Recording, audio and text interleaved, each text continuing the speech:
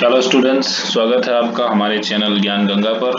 तो स्टूडेंट्स, अब हम नेक्स्ट पेज से अपना टॉपिक शुरू कर रहे हैं। हमने पिछली क्लास में पेज नंबर 37 तक पढ़ लिया था, तो अब हम नया टॉपिक शुरू कर रहे हैं। यहाँ से ये है हमारा प्लास्टिक आर पुअर कंडक्टर्स। ठीक है, तो हमें याद रखना है कि प्लास्टिक पुअर कंडक्टर्स होते हैं किस चीज़ के? हीट एंड इलेक्ट्रिसिटी के। तो आपको यहाँ पे ये समझना है कि भाई जितने भी प्लास्टिक्स होते हैं वो हीट और इलेक्ट्रिसिटी के पुअर कंडक्टर होते हैं। ठीक है, और इसीलिए जो है इनको मतलब इलेक्ट्रिक वायर में जो होता है कवरिंग के रूप में इस्तेमाल किया जाता है। और जो भी जितने भी स्क्रू ड्राइवर हो गए या इस तरह की चीज़ें जो भी होती हैं, या प्लास हो गया, इस तरह की चीज़ें जितने भी होते हैं, जितने भी इक्विपमेंट्स होते हैं, उन सब में इसको हैंडल के कवर के रूप में यूज़ किया जाता है। तो आपको ये याद रखना है कि भाई जो प्लास्टिक होता है वो क्या है, एक तरह से पुअर कंडक्टर है। और हम जो है इसका यूज़ करते हैं कहीं पे अपने आप को उन चीज़ों से बताने के लिए जहाँ पर भी हमें हीट और इलेक्ट्रिसिटी से बचना हो, चाहे वो स्क्रू ड्राइवर हो, चाहे कोई और चीज़ हो। जैसे आपने देखा कि भाई किचन में जितने भी सामान बने होते हैं, आपने देखा जैसे कुकर होता है, कुकर ऊपर देखो ब्लैक कलर का प्लास्टिक लगा होता है। तो हैंडल कुकर का हैंडल हो गया, तावे का हैंडल हो गया, या जितनी भी ऐसी चीज़ें होती हैं, फ्राइंग पैन का हैंडल हो गया, इन सब में आपने देखा होगा क्या लगा होता है, सब कुछ किसका बना होता है? प्लास्टिक का बना होता है। ठीक है, तो आपको यही समझना है कि ये सारी चीज़ें किसकी बनी होती हैं? प्लास्टिक की। क्यों? क्योंकि प्लास्टिक क्या है? प्लास्टिक जो है क्या है? Bad conductor of heat and electricity है। तो हमें ये समझना है कि जो प्लास्टिक है वो हीट और इलेक्ट्रिसिटी को कंडक्ट नहीं करता है। ठीक, उसके बाद नेक्स्ट टॉपिक बता रहे हैं कि भाई जो प्लास्टिक होते हैं उनका बहुत ज़्यादा यूज होता है हेल्थ केयर इंडस्ट्री में, मतलब कि हॉस्पिटल्स में, इन सब चीज़ों में। जैसे पैकेजिंग होती है टैबलेट की, थ्रेड्स का यूज किया जाता है स्टिचिंग के लिए, सिरिंज का, डॉक्टर्स के ग्लव्स हो गए, ये देखिए ग्लव्स हो गए, और टैबलेट का जो पैकेजिंग होती है, पैकेट जिसमें टैबलेट आती है बंद होके, थ्रेड मतलब जो धागा यूज होता है ऑपरेशन वगैरह में। ठीक है, और सिरिंज वगैरह में इसका यूज होता है। ठीक है, और जो भी मतलब मेडिकल के बहुत सारे इंस्ट्रूमेंट्स होते हैं, सब में क्या यूज होता है? प्लास्टिक का ही यूज होता है। और जो स्पेशल प्लास्टिक कुकवेयर होते हैं वो यूज होते हैं किसमें? माइक्रोवेव में। माइक्रोवेव इसमें पकाते हैं, जैसे पास्ता वगैरह बनाते हैं, पिज़्ज़ा वगैरह बनाते हैं, तो इसमें जो है स्पेशल प्लास्टिक कुकवेयर का यूज किया जाता है। और माइक्रोवेव ओवन में जो हीट होती है वो खाने को तो पका देती है, कुक्स the food, but does not affect the plastic vessel. लेकिन प्लास्टिक वेसल के ऊपर इसका कोई प्रभाव नहीं पड़ता है। ठीक है, तो ये आपको याद रखना है। उसके बाद आ रहा है देखिए टेफ्लॉन। टेफ्लॉन का भी यूज होता है, एक स्पेशल प्लास्टिक होता है टेफ्लॉन, याद रखना। टेफ्लॉन क्या है? एक स्पेशल प्लास्टिक है जिसका यूज होता है, किस लिए यूज होता है? बर्तनों को बनाने में, कुकवेयर को बनाने में, क्योंकि इसमें जो है ऑयल और वाटर जो है ये स्टिक नहीं करता, उसमें चिपकता नहीं है। ठीक है, इसीलिए it is used for non sticking coating on cookware. जो कुकवेयर होते हैं, जो हमारे खाना बनाने के बर्तन होते हैं, उसके ऊपर ये नॉन स्टिकिंग कोटिंग, तो नॉन स्टिकिंग कोटिंग यानी कि नॉन स्टिक की कोटिंग करने के लिए इसमें इसका यूज होता है। तो आपने ये चीज देखा कि किस तरह से प्लास्टिक का देखिए अलग अलग पूरा यूज है। तो इसको अच्छे से रीड कर लीजिए, अच्छे से समझ लीजिए। फिर देखिए इसके बाद एक और पॉइंट दिया हुआ है, फायर प्रूफ प्लास्टिक्स भी होते हैं। जो प्लास्टिक होते हैं वो फायर प्रूफ होते हैं, मतलब उसमें जल्दी आग नहीं लगती है। लेकिन देखिए जो सिंथेटिक फाइबर्स होते हैं वो फायर आसानी से कैच कर लेते हैं। लेकिन एक बहुत मेन चीज ये भी है कि जो फायरमैन की यूनिफॉर्म होती है, जो आग वगैरह बचाने के लिए जो लोग आते हैं, उनकी जो यूनिफॉर्म होती है उस पर कोटिंग किसकी होती है? मेलामाइन प्लास्टिक की कोटिंग होती है। ठीक है, किसकी कोटिंग होती है? मेलामाइन प्लास्टिक की कोटिंग होती है, जिससे वो फ्लेम रेसिस्टेंट हो जाते हैं। अब आपसे पूछा जा सकता है कि भाई आग से बचने के लिए जो कोटिंग की जाती है, जो आग बुझाने जो लोग जाते हैं उनका कपड़ा जो होता है उसके ऊपर किस चीज़ की कोटिंग होती है? तो याद रखिएगा वो होती है मेलामाइन की कोटिंग, ये आपको याद रखना है। ठीक है, तो किसकी कोटिंग होती है? मेलामाइन की कोटिंग होती है, ये आपको याद रखना है। ठीक है, तो मेलामाइन की जो कोटिंग होती है यही सबसे उसको प्रोटेक्ट करती है आग से। ठीक है ना, तो इस तरह से हमने जाना कि भाई प्लास्टिक कैसे पुअर कंडक्टर होते हैं, हीट के भी और इलेक्ट्रिसिटी के भी। तो इसमें अगर कोई भी आपको डाउट हो तो बताइएगा, आप मुझे मैसेज करके पूछ सकते हैं, कमेंट बॉक्स में पूछ सकते हैं, कैसे भी आप पूछ सकते हैं, ठीक है। इसके बाद हमारा नेक्स्ट टॉपिक आ रहा है प्लास्टिक्स एंड द एनवायरनमेंट। अब ये देखना है कि भाई प्लास्टिक का एनवायरनमेंट के ऊपर क्या प्रभाव पड़ता है, एनवायरनमेंट पे क्या प्रभाव पड़ता है प्लास्टिक का। तो जब हम एनवायरनमेंट की बात कर रहे हैं तो आपको पता है कि जब भी हम बाजार जाते हैं, देखिए ज़्यादातर चीज़ें हमें रैप्ड करके मिलती हैं प्लास्टिक में या पॉलीथीन बैग्स में मिलती हैं, है ना। तो ये जो पॉलीथीन बैग्स है या जो प्लास्टिक में हमें जो चीज़ें रैप करके मिलती है, जैसे मैगी हो, कुरकुरे हो, कोई भी चीज़ें, देखिए सब कुछ आपको कहाँ मिलता है, पैक में मिलता है। मैगी ये सब कुछ प्लास्टिक का पैक होता है। तो इसकी वजह से क्या होता है, प्लास्टिक का वेस्ट जो है बहुत ज़्यादा इकट्ठा हो रहा है हमारे घरों में, घर के बाहर, हमारे वातावरण में। तो आपने देखा होगा कहीं भी जाओ तो कूड़ेदान में देखो ढेर सारी प्लास्टिक्स पड़ी होती हैं।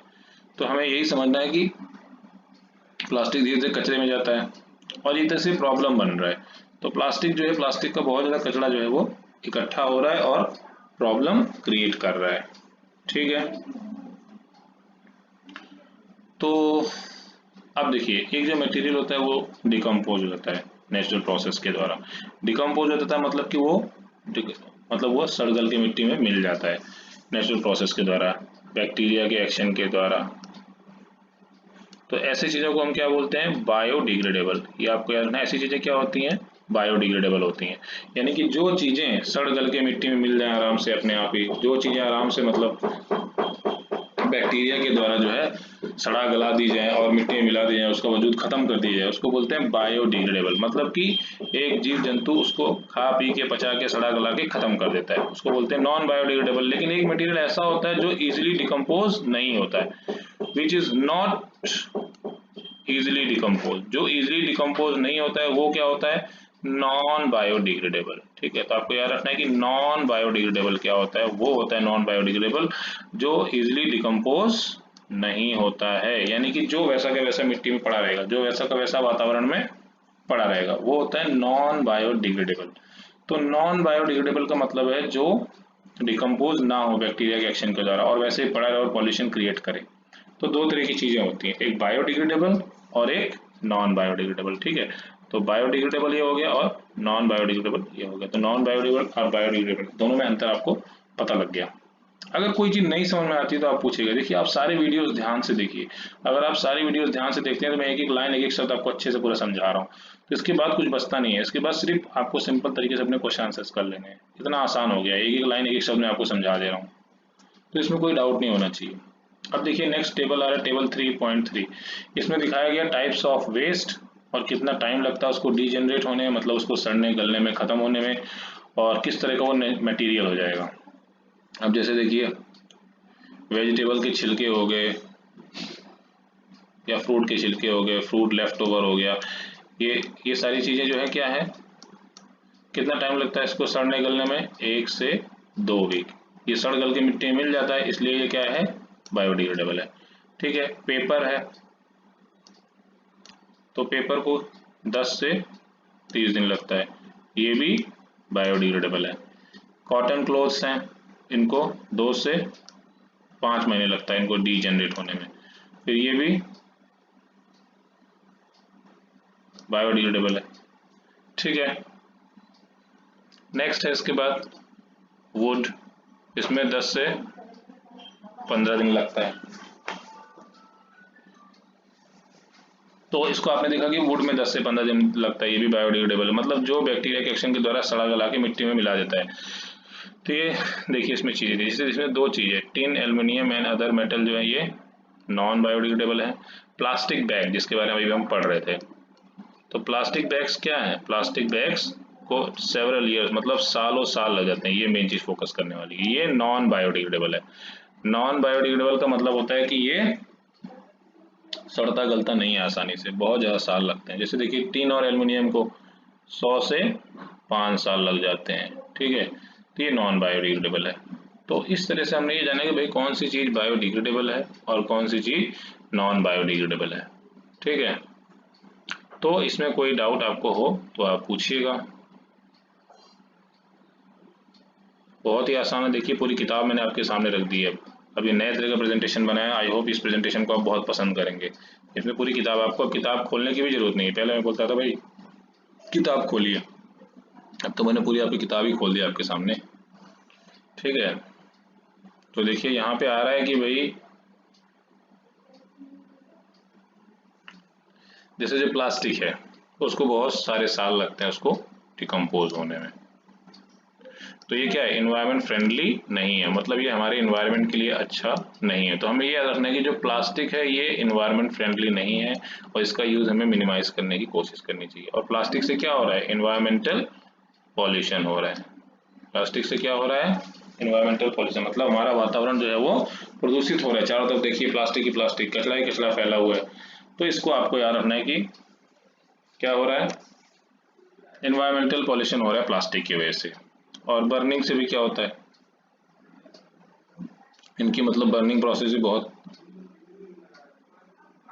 स्लो होती है और ये अच्छे से जलता भी नहीं है। लॉट्स ऑफ पॉइजनस फ्यूम्स भी इसमें रिलीज, अगर मान लो प्लास्टिक वगैरह इस तरह की जो चीज़ें हैं उसको हम जलाते हैं तो उसमें जहरीली गैसेस, जहरीला धुआं भी निकलता है एटमॉस्फेयर में, इससे भी हमारा एयर पॉल्यूशन हो रहा है। देखिए वहाँ पे प्लास्टिक से सॉइल पॉल्यूशन हो रहा था, अब एयर पॉल्यूशन भी हो रहा है। देखिए प्लास्टिक से हमारा क्या क्या हो रहा है, सॉइल पॉल्यूशन भी हो रहा है और एयर पॉल्यूशन भी हो रहा है। तो देखिए दो पॉल्यूशन कॉज कर रहा है, एक सॉइल पॉल्यूशन और एक एयर पॉल्यूशन, ठीक है। तो आपको ये याद रखना है कि सॉइल पॉल्यूशन और एयर पॉल्यूशन दोनों यहाँ पे हो रहा है। तो इसलिए बोल रहा है कि हमें प्लास्टिक का यूज़ कम से कम करने की कोशिश करनी चाहिए। ऐसे बैग्स का यूज़ करना चाहिए जो किसके बने हो, कॉटन के, जूट के, या जो मतलब जो भी बायोडिग्रेडेबल सब्सटेंसेज हैं उनसे बने हो। जब भी बाजार में जाए तो अपना झोला खुद का लेके जानी चाहिए, हमें कोशिश करनी चाहिए पॉलीथीन प्लास्टिक का यूज़ कम से कम करना चाहिए, ठीक है।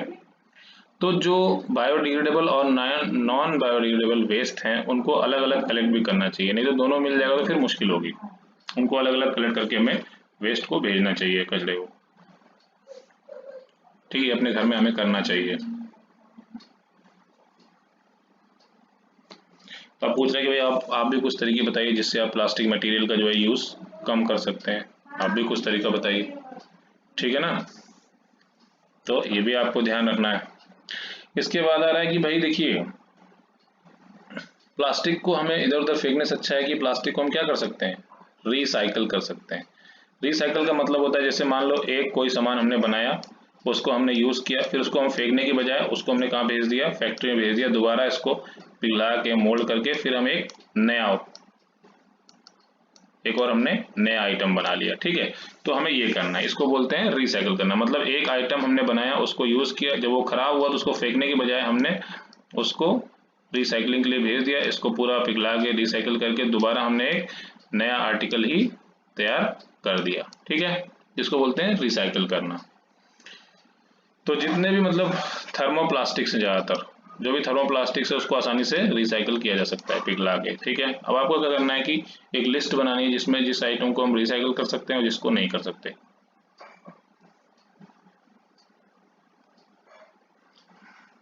ठीक है।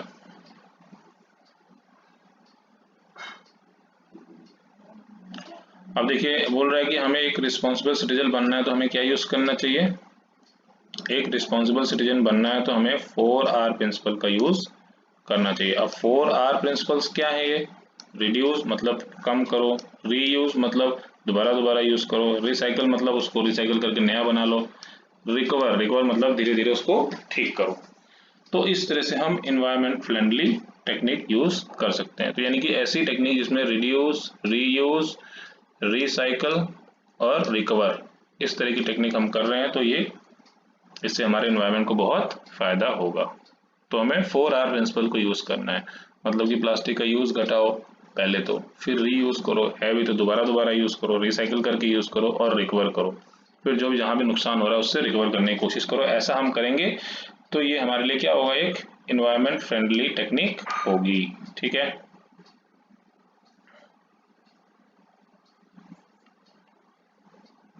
अब देखिए यहाँ ये बॉक्स दिए, इसमें बताया कि भाई जहाँ कचरा होता है देखो वहाँ पे गाय भैंस वगैरह जाते हैं, कचरा पूरा खाते रहते हैं। इस प्रोसेस में क्या होता है, तो वो क्या करते हैं, पॉलीथीन जैसी चीज़ें भी खा लेते हैं, रैप्ड फूड जो होता है वो भी ये खा लेते हैं गाय भैंस लोग। तो उससे क्या होता है, उनको बहुत सी प्रॉब्लम हो जाती है, कई बार जानवर मर भी जाते हैं ना। तो जो प्लास्टिक मटेरियल होता है वो क्या करता है, उनके रेस्पिरेटरी सिस्टम को चोक कर देता है, उन्हें सांस लेने में मदद करता है, फिर इससे क्या होता है, उनकी डेथ भी हो जाती है, ठीक है।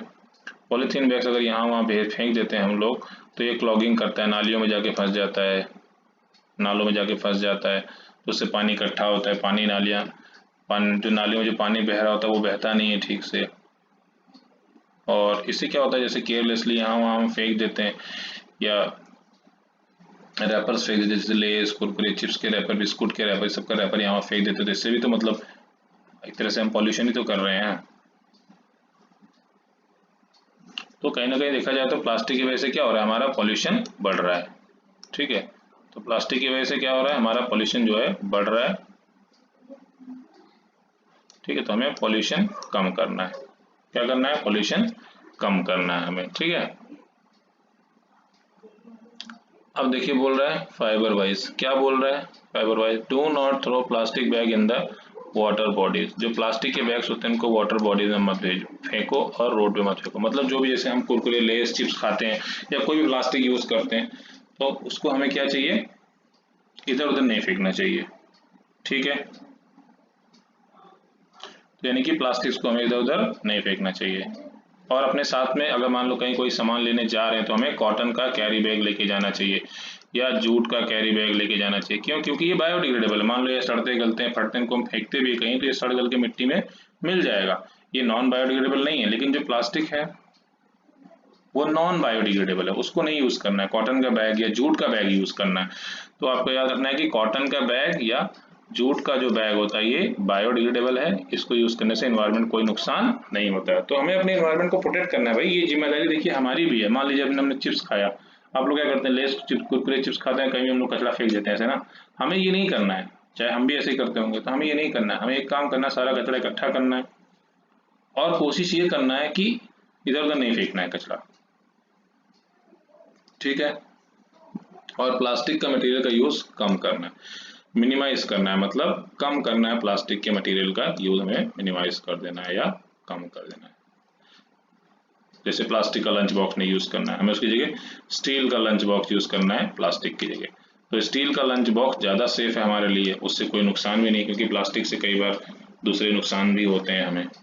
ठीक है, तो इस तरह से हमारा ये चैप्टर खत्म होता है। उसके बाद आपको ये सारे टॉपिक याद करने हैं, व्हाट यू हैव लर्न, ये बहुत इंपॉर्टेंट है। ये सारे पॉइंट आपको हर चैप्टर के लास्ट में जितने भी पॉइंट यहाँ दिए होते हैं, ये सारे पॉइंट आपको पढ़ना है, समझना है, नहीं आए समझ में आए तो पूछना है। ठीक है, ये सारा करना है। पूरा चैप्टर हमारा देखिए खत्म हो जाता है इस तरह से। ये तो हमारा ये थर्ड चैप्टर खत्म हो गया। इसके बाद ये सारी एक्सरसाइज आपको करनी है। ये आपका क्या है, ये आपका होमवर्क है। ठीक है, ये आपका होमवर्क है, ये पूरा आपको करना है खुद से, चाहे इंटरनेट से ढूंढ के, चाहे गूगल से ढूंढ के, चाहे किताब से ढूंढ के, कहीं से भी ढूंढ के, ये सारे क्वेश्चंस आपको पूरे करने हैं। इसमें 15 क्वेश्चंस हैं। ठीक है, तो ये सारे क्वेश्चंस आपको करने हैं। तो स्टूडेंट्स इस तरह से हमारा ये चैप्टर खत्म होता है और हमने ये अपना चैप्टर जो है खत्म कर लिया है। और इसमें अगर कोई डाउट हो तो पूछिएगा। ये हमारा चैप्टर क्या हो गया, फिनिश हो गया। अब ठीक, अब इसके बाद हम 4th चैप्टर स्टार्ट करेंगे, लेकिन उससे पहले आप ये पूरा मुझे काम करके दिखाएंगे, पूरा लर्न करेंगे।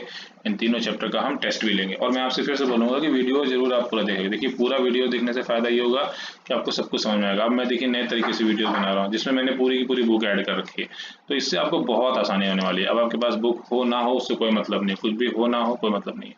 अब आप इसको सीधे वीडियो देख लीजिए और सीधे फिर समझने के बाद किताब उठाइए और अपना होमवर्क करिए, सारे क्वेश्चन आंसर्स करिए। ठीक है, तो स्टूडेंट्स हमारा चैप्टर यहीं खत्म होता है, ये 3rd चैप्टर। अच्छे से पढ़िए, समझिए, जो नहीं समझ में आता है पूछिए, और सारे क्वेश्चन आंसर्स आपका होमवर्क है, सारी एक्सरसाइज आप अपने कॉपी में कीजिए। तो मिलते हैं स्टूडेंट्स नेक्स्ट प्रेजेंटेशन में। Thank you.